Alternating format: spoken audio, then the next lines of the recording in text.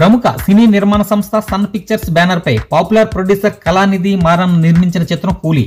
Star director Lokesh Kanagaraj దర్శకత్వంలో వస్తున్న ఈ మూవీలో సూపర్ స్టార్ రజనీకాంత్ హీరోగా, కింగ్ నాగార్జున అక్కినేని విలన్ గా నటిస్తూ ఉండడంతో ఈ సినిమా మీద భారీ అంచనాలు నెలకొని ఉన్నాయి. వీళ్లే కాకుండా బాలీవుడ్ నుండి mister perfect Aamir Khan, Kannada super star Upendra, మలయాళంలో star actor Soubin Shahir, star heroines Shruti Haasan, Pooja Hegde మరియు సత్యరాజ్ వంటి యాక్టర్లు నటించడంతో అన్ని వర్గాల నుండి కూడా ఈ సినిమా మీద క్యూరియాసిటీ నెలకొని ఉంది. వీడియోని మాత్రం లైక్ చేయడం మర్చిపోవద్దు.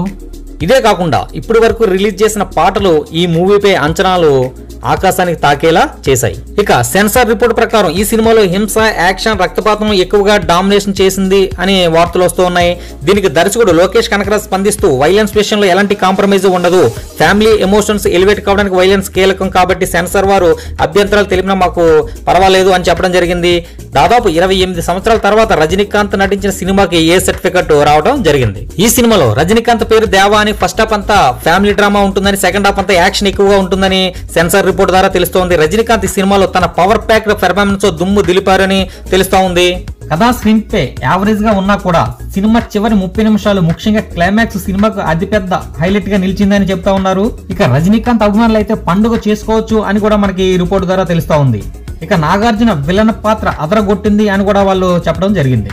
మిగతా స్టార్ యాక్టర్లందరూ కూడా తమ పాత్ర పరిధి మేరకు బాగా నటించారు అని చెప్తా ఉన్నారు. అదేవిధంగా పూజా హెగ్డేతో సాంగ్ కూడా మంచిగా వచ్చింది అని చెప్తా ఉన్నారు.